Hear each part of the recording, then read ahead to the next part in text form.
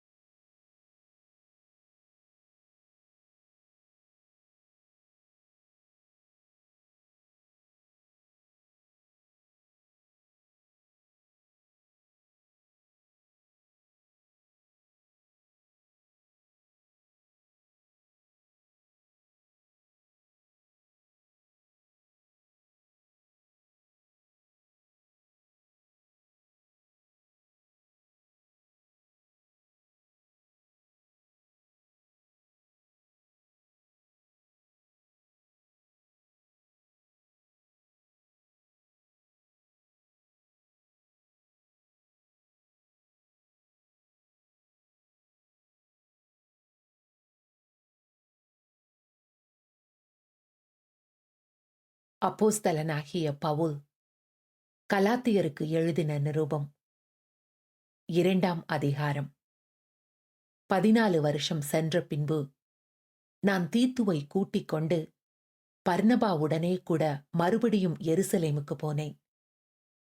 நான் தெய்வ அறிவிப்பினாலே போய் புறஜாதிகளிடத்தில் நான் பிரசங்கிக்கிற சுவிசேஷத்தை அவர்களுக்கு விவரித்து காண்பித்தேன். ஆயினும் நான் ஓடுகிறதும் ஓடினதும் வீணாகாதபடிக்கு எண்ணிக்கை உள்ளவர்களுக்கே தனிமையாய் விவரித்து காண்பித்தேன். ஆனாலும் என்னுடனே கூட இருந்த தீத்து கிரேக்கனாயிருந்தும் விருத்த சேதனம் பண்ணிக்கொள்ளும்படிக்கு கட்டாயம் பண்ணப்படவில்லை. கிறிஸ்து இயேசுவுக்குள் நமக்கு உண்டான சுயாதீனத்தை உளவு பார்த்து நம்மை நியாயப்பிரமாணத்திற்கு அடிமைகளாக்கும் பொருட்டாக பக்க வழியாய் நுழைந்த கள்ள சகோதரர் நிமித்தம் அப்படியாயிற்று. சுவிசேஷத்தின் சத்தியம் உங்களிடத்திலே நிலைத்திருக்கும்படி நாங்கள் ஒரு நாழிகையாகிலும் அவர்களுக்கு கீழ்ப்படிந்து இணங்கவில்லை. அல்லாமலும் எண்ணிக்கையுள்ளவர்களாயிருந்தவர்கள் எனக்கு ஒன்றும் போதிக்கவில்லை. அவர்கள் எப்படிப்பட்டவர்களாயிருந்தாலும் எனக்கு கவலை இல்லை, அக்கறை இல்லை. தேவன் மனுஷரிடத்தில் பட்சபாதம் உள்ளவர் அல்லவே. அதுவும் அல்லாமல் விருத்த சேதனம் உள்ளவர்களுக்கு அப்போஸ்தலனாயிருக்கும்படி பேதுருவை பலப்படுத்தினவர் புறஜாதிகளுக்கு அப்போஸ்தலனாயிருக்கும்படி என்னையும் பலப்படுத்தினபடியால் விருத்த சேதனம் உள்ளவர்களுக்கு சுவிசேஷத்தை பிரசங்கிக்கும்படி பேதுருவுக்கு கையளிக்கப்பட்டது போல விருத்த சேதனம் இல்லாதவர்களுக்கு பிரசங்கிக்கும்படி அது எனக்கும் கையளிக்கப்பட்டதென்று அவர்கள் கண்டு எனக்கு அளிக்கப்பட்ட கிருபையை அறிந்தபோது தூண்களாக எண்ணப்பட்ட யாக்கோபும் கேபாவும் யோவானும் தாங்கள் விருத்த சேதனம் உள்ளவர்களுக்கும் நாங்கள் புறஜாதிகளுக்கும் பிரசங்கிக்கும்படி அந்நியோனிய ஐக்கியத்திற்கு அடையாளமாக எனக்கும் பர்னபாவுக்கும் வலது கை கொடுத்து தரித்திரரை நினைத்துக் கொள்ளும் படிக்கு மாத்திரம் சொன்னார்கள். அப்படி செய்யும்படி அதற்கு முன்னமே நானும் கருத்துள்ளவனாயிருந்தேன். மேலும் பேதுரு அந்தியோக்கியாவுக்கு வந்தபோது அவன் மேல் குற்றஞ் சுமந்ததினால் நான் முகமுகமாய் அவனோடே எதிர்த்தேன். எப்படியெனில் யாக்கோபினிடத்திலிருந்து சிலர் வருகிறதற்கு முன்னே அவன் புறஜாதியாருடனே சாப்பிட்டான். அவர்கள் வந்தபோதோ விருத்த சேதனம் உள்ளவர்களுக்கு பயந்து விலகி பிரிந்தான். மற்ற யூதரும் அவனுடனே கூட மாயம் பண்ணினார்கள். அவர்களுடைய மாயத்தினாலே பர்னபாவும் இழுப்புண்டான். இப்படி அவர்கள் சுவிசேஷத்தின் சத்தியத்திற்கேற்றபடி சரியாய் நடவாததை நான் கண்டபோது எல்லாருக்கும் முன்பாக நான் பேதுருவை நோக்கி சொன்னது என்னவென்றால், யூதனாயிருக்கிற நீர் யூதர் முறைமையாக நடவாமல் புறஜாதியார் முறைமையாக நடந்து கொண்டிருக்க புறஜாதியாரை யூதர் முறைமையாக நடக்கும்படி நீர் எப்படி கட்டாயம் பண்ணலாம்? புறஜாதியாரில் பிறந்த பாவிகளாயிராமல் சுபாவத்தின்படி யூதராயிருக்கிற நாமும் இயேசு கிறிஸ்துவை பற்றும் விசுவாசத்தினாலேயன்றி நியாயப்பிரமாணத்தின் கிரியைகளினாலே மனுஷன் நீதிமானாக்கப்படுவதில்லை என்று அறிந்து நியாயப்பிரமாணத்தின் கிரியைகளினால் அல்ல, கிறிஸ்துவை பற்றும் விசுவாசத்தினாலே நீதிமான்களாக்கப்படும்படிக்கு கிறிஸ்து இயேசுவின் மேல் விசுவாசிகளானோம். நியாயப்பிரமாணத்தின் கிரியைகளினாலே எந்த மனுஷனும் நீதிமானாக்கப்படுவதில்லையே. கிறிஸ்துவுக்குள் நீதிமான்களாக்கப்படும்படி நாடுகிற நாமும் பாவிகளாக காணப்படுவோமானால் கிறிஸ்து பாவத்திற்கு காரணரோ? அல்லவே.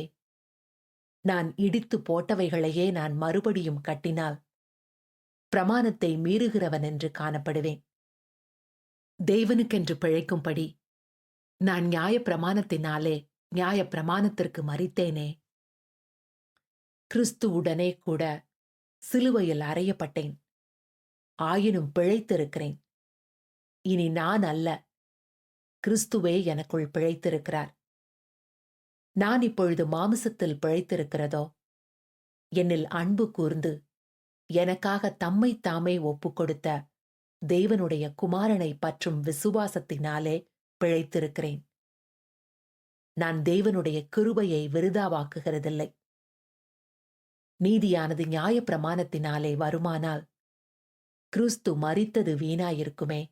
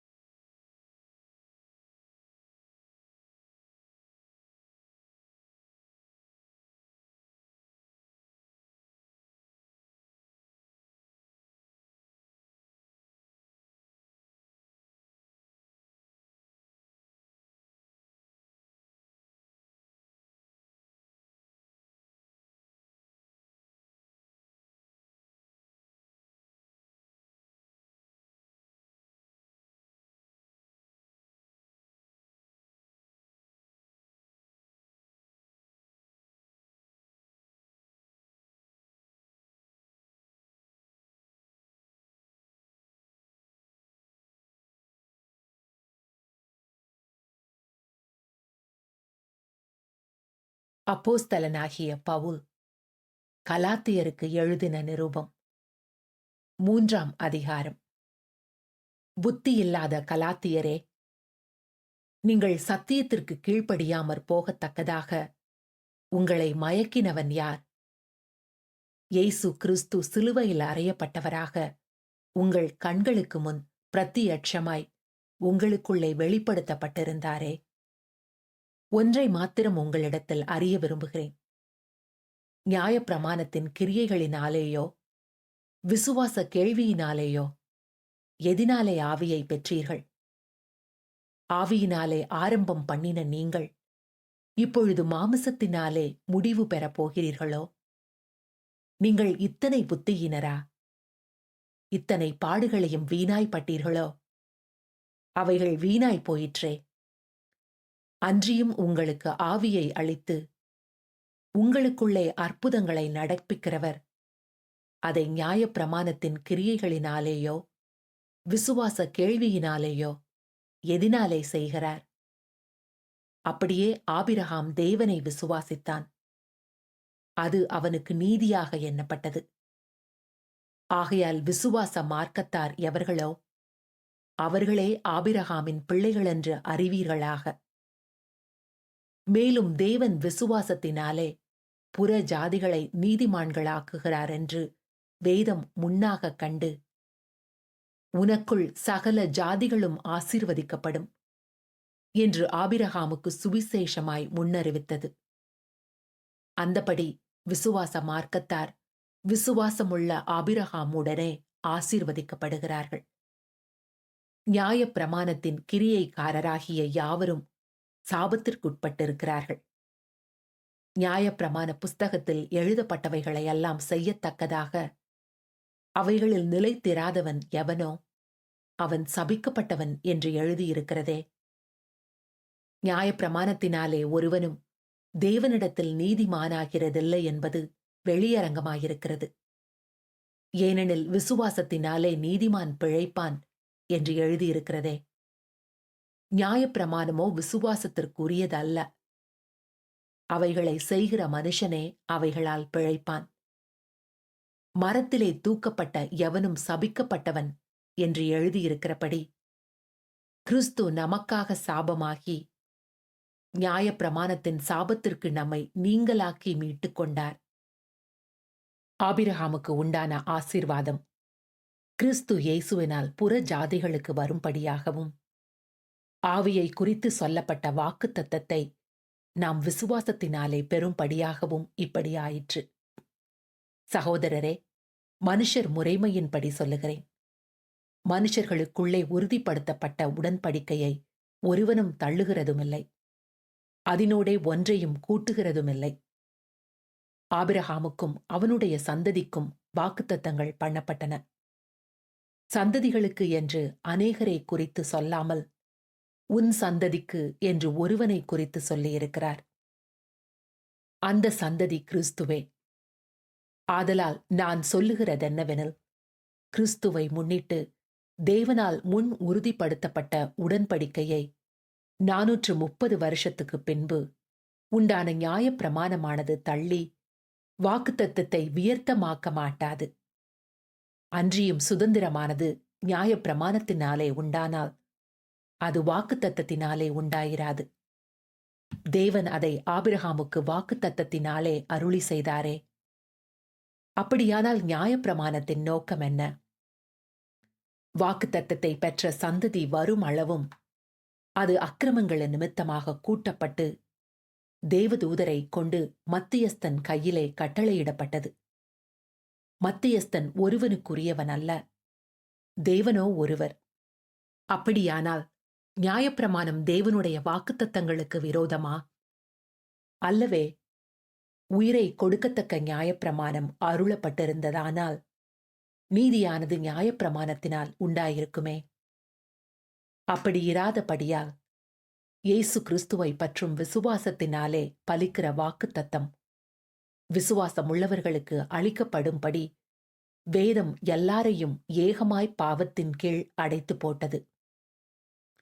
ஆதலால் விசுவாசம் வருகிறதற்கு முன்னே வெளிப்பட போகிற விசுவாசத்திற்கு ஏதுவாக நாம் அடைக்கப்பட்டவர்களாய் நியாயப்பிரமாணத்தின் கீழ் காவல் பண்ணப்பட்டிருந்தோம்.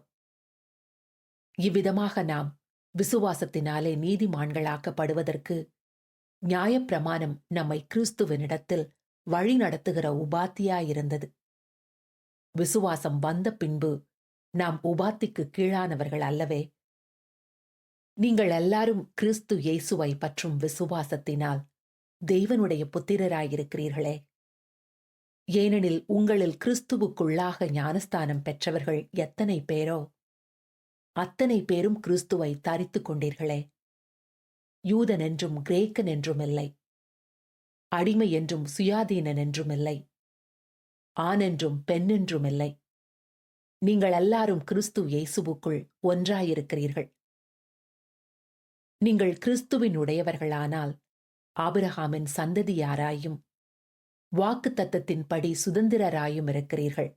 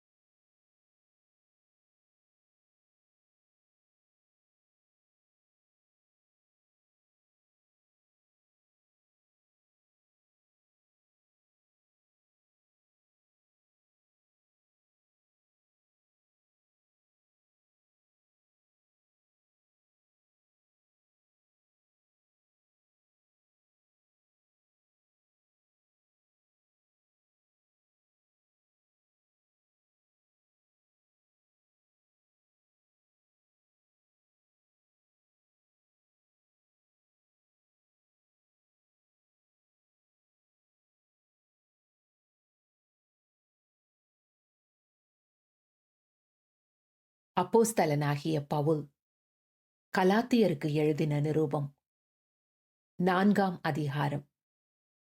பின்னும் நான் சொல்லுகிறதென்னவெனில், சுதந்திரவாளியானவன் எல்லாவற்றிற்கும் எஜமானனாயிருந்தும் அவன் சிறு பிள்ளையாயிருக்கும் காலம் அளவும் அவனுக்கும் அடிமையானவனுக்கும் வித்தியாசமில்லை. தகப்பன் குறித்த காலம் வரைக்கும் அவன் காரியக்காரருக்கும் வீட்டு விசாரணைக்காரருக்கும் கீழ்ப்பட்டிருக்கிறான். அப்படியே நாமும் சிறு பிள்ளைகளாயிருந்த காலத்தில் இவ்வுலகத்தின் வழிபாடுகளுக்கு அடிமைப்பட்டவர்களாயிருந்தோம். நாம் புத்திர சுவிகாரத்தை அடையும்படி நியாயப்பிரமாணத்திற்கு கீழ்ப்பட்டவர்களை மீட்டுக் கொள்ளத்தக்கதாக காலம் நிறைவேறின போது ஸ்திரீயினிடத்திற் பிறந்தவரும் நியாயப்பிரமாணத்திற்கு கீழானவருமாகிய தம்முடைய குமாரனை தேவன் அனுப்பினார். மேலும் நீங்கள் புத்திரராயிருக்கிறபடியினால் அப்பா பிதாவே என்று கூப்பிடத்தக்கதாக தேவன் தமது குமாரனுடைய ஆவியை உங்கள் இருதயங்களில் அனுப்பினார். ஆகையால் இனி நீ அடிமையாயிராமல் புத்திரனாயிருக்கிறாய். நீ புத்திரனே ஆனால் கிறிஸ்து மூலமாய் தேவனுடைய சுதந்திரனுமாயிருக்கிறாய். நீங்கள் தேவனை அறியாமலிருந்தபோது சுபாவத்தின்படி தேவர்கள் அல்லாதவர்களுக்கு அடிமைகளாயிருந்தீர்கள். இப்பொழுதோ நீங்கள் தேவனை அறிந்திருக்க அல்லது தேவனாலே அறியப்பட்டிருக்க பலனற்றதும் வெறுமையுமானதுமான அவ்வழிபாடுகளுக்கு நீங்கள் மறுபடியும் திரும்பி மறுபடியும் அவைகளுக்கு அடிமைப்படும்படி விரும்புகிறதெப்படி? நாட்களையும் மாதங்களையும் காலங்களையும் வருஷங்களையும் பார்க்கிறீர்களே. நான் உங்களுக்காக பிரயாசப்பட்டது வீணாய் போயிற்றோ என்று உங்களை குறித்து பயந்திருக்கிறேன். சகோதரரே, என்னைப் போலாகுங்கள் என்று உங்களை வேண்டிக் கொள்கிறேன். நான் உங்களைப் போலுமானேனே. எனக்கு நீங்கள் அநியாயம் ஒன்றும் செய்யவில்லை. உங்களுக்கு தெரிந்திருக்கிறபடி நான் சரீர பலவீனத்தோடு முதலாந்தரம் உங்களுக்கு சுவிசேஷத்தை பிரசங்கித்தேன். அப்படியிருந்தும் என் சரீரத்தில் உண்டாயிருக்கிற சோதனையை நீங்கள் அசட்டை பண்ணாமலும் ஆரோசியாமலும் தேவதூதனைப் போலவும் கிறிஸ்து இயேசுவைப் போலவும் என்னை ஏற்றுக்கொண்டீர்கள். அப்பொழுது நீங்கள் கொண்டிருந்த ஆனந்த பாக்கியம் எங்கே? உங்கள் கண்களை பிடுங்கி எனக்கு கொடுக்கக்கூடுமானால் அப்படியும் செய்திருப்பீர்கள் என்று உங்களுக்கு சாட்சியாயிருக்கிறேன். நான் உங்களுக்கு சத்தியத்தை சொன்னதினாலே உங்களுக்கு சத்ருவானேனோ? அவர்கள் உங்களை நாடி வைராக்கியம் பாராட்டுகிறார்கள். ஆகிலும் நல்மனதோடே அப்படி செய்யாமல் நீங்கள் அவர்களை நாடி வைராக்கியம் பாராட்டும் பொருட்டு உங்களை புறம்பாக்க விரும்புகிறார்கள். நல் விஷயத்தில் வைராக்கியம் பாராட்டுவது நல்லதுதான். அதை நான் உங்களிடத்தில் இருக்கும் பொழுது மாத்திரமல்ல, எப்பொழுதும் பாராட்ட வேண்டும். என் சிறு பிள்ளைகளே, கிறிஸ்து உங்களிடத்தில் உருவாகும் அளவும் உங்களுக்காக மறுபடியும் கற்ப வேதனைப்படுகிறேன். உங்களை குறித்து நான் சந்தோஷப்படுகிறபடியால் நான் இப்பொழுது உங்களிடத்தில் வந்திருந்து வேறு வகையாக பேச விரும்புகிறேன். நியாயப்பிரமாணத்திற்கு கீழ்ப்பட்டிருக்க விரும்புகிற நீங்கள் நியாயப்பிரமாணம் சொல்லுகிறதை கேட்கவில்லையா?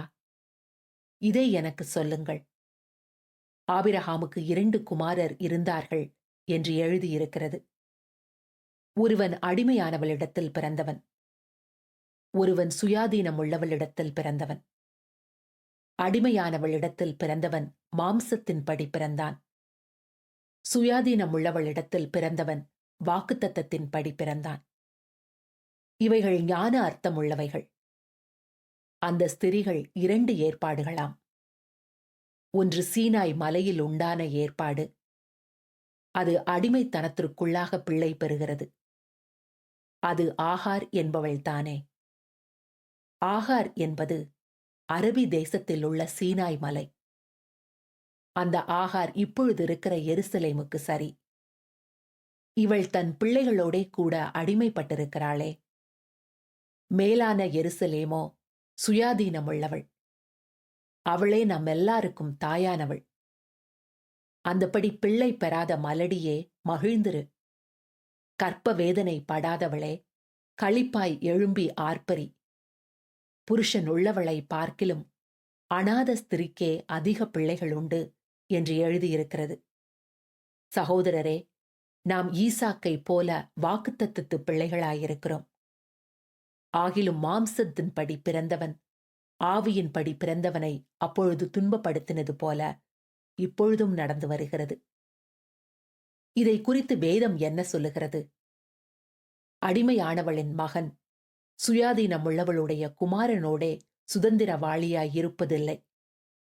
ஆகையால் அடிமையானவளையும் அவளுடைய மகனையும் புறம்பே தள்ளு என்று சொல்லுகிறது. இப்படி இருக்க சகோதரரே, நாம் அடிமையானவளுக்கு பிள்ளைகளாயிராமல் சுயாதீனமுள்ளவளுக்கே பிள்ளைகளாயிருக்கிறோம்.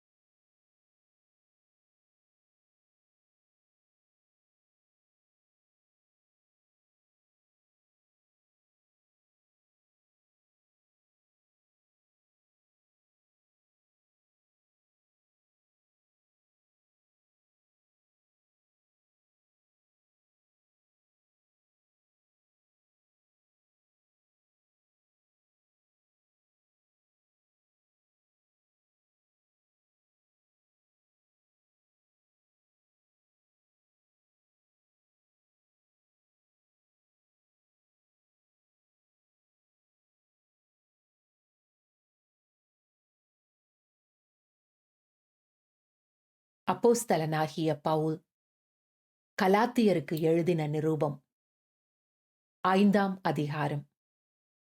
ஆனபடியினாலே நீங்கள் மறுபடியும் அடிமைத்தனத்தின் நுகத்துக்குட்படாமல் கிறிஸ்து நமக்கு உண்டாக்கின சுயாதீன நிலைமையிலே நிலை கொண்டிருங்கள். இதோ நீங்கள் விருத்த சேதனம் பண்ணிக்கொண்டால் கிறிஸ்துவினால் உங்களுக்கு ஒரு பிரயோஜனமும் இராது என்று பவுலாகிய நான் உங்களுக்கு சொல்லுகிறேன். மேலும் விருத்த சேதனம் பண்ணிக்கொள்ளுகிற எந்த மனுஷனும் நியாயப்பிரமாணம் முழுவதையும் நிறைவேற்ற கடனாளியாயிருக்கிறான் என்று மறுபடியும் அப்படிப்பட்டவனுக்கு சாட்சியாக சொல்லுகிறேன். நியாயப்பிரமாணத்தினால் நீதிமான்களாக விரும்புகிற நீங்கள் யாவரும் கிறிஸ்துவை விட்டு பிரிந்து கிருபையினின்று விழுந்தீர்கள். நாங்களோ நீதி கிடைக்குமென்று ஆவியைக் கொண்டு விசுவாசத்தினால் நம்பிக்கையோடே காத்திருக்கிறோம். கிறிஸ்து இயேசுவினிடத்தில் விருத்த சேதனமும் விருத்த சேதனமில்லாமையும் ஒன்றுக்கும் உதவாது. அன்பினால் கிரியை செய்கிற விசுவாசமே உதவும். நீங்கள் நன்றாய் ஓடினீர்களே. சத்தியத்திற்கு கீழ்ப்படியாமற் போக உங்களுக்கு தடை செய்தவன் யார்? இந்த போதனை உங்களை அழைத்தவரால் உண்டானதல்ல. புளிப்புள்ள கொஞ்ச மாவானது பிசைந்த மாவனைத்தையும் உப்ப பண்ணும். நீங்கள் வேறு விதமாய் சிந்திக்க மாட்டீர்கள் என்று நான் கர்த்தருக்குள் உங்களை குறித்து நம்பிக்கையாயிருக்கிறேன். உங்களை கலக்குகிறவன் எப்படிப்பட்டவனாயிருந்தாலும் தனக்கேற்ற ஆக்கினையை அடைவான்.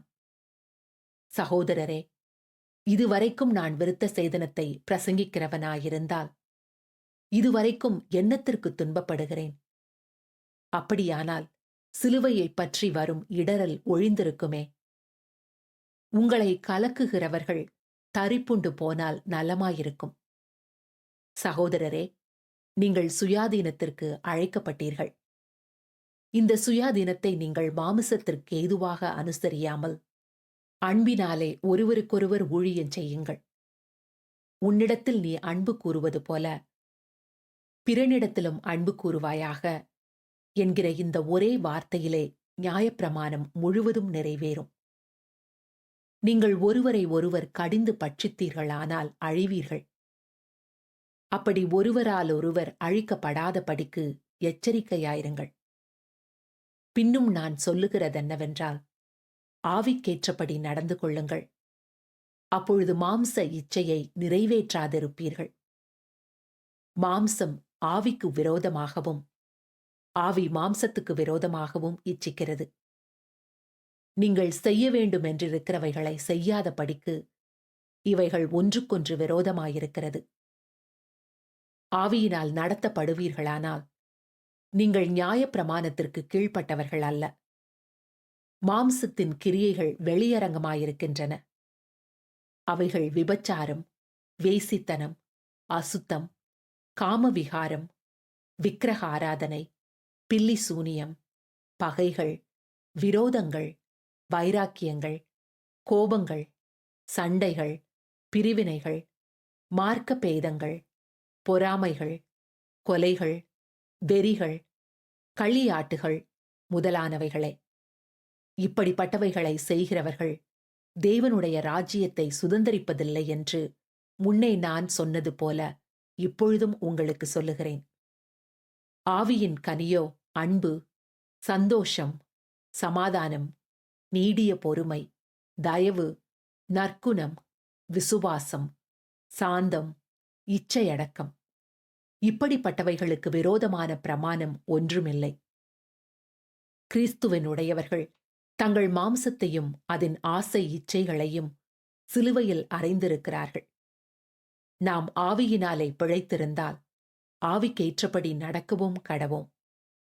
வீண் புகழ்ச்சியை விரும்பாமலும் ஒருவரை ஒருவர் கோபம் ஊட்டாமலும் ஒருவர் மேல் ஒருவர் பொறாமை கொள்ளாமலும் இருக்க கடவோம்.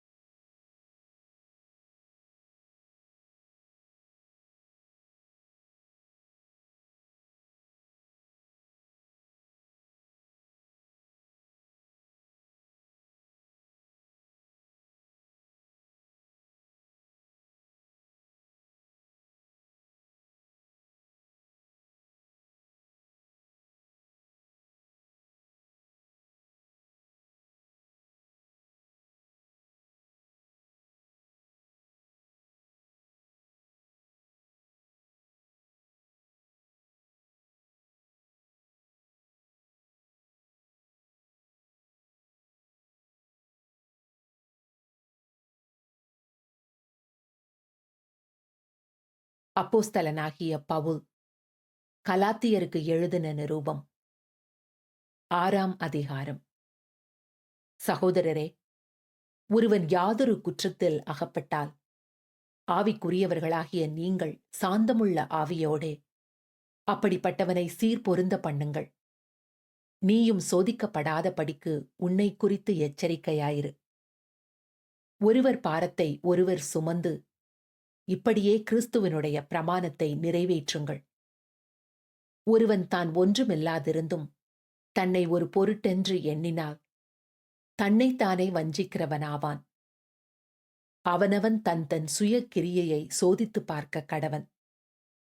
அப்பொழுது மற்றவனை பார்க்கும் போதல்ல, தன்னையே பார்க்கும்போது மேன்மை பாராட்ட அவனுக்கு இடமுண்டாகும்.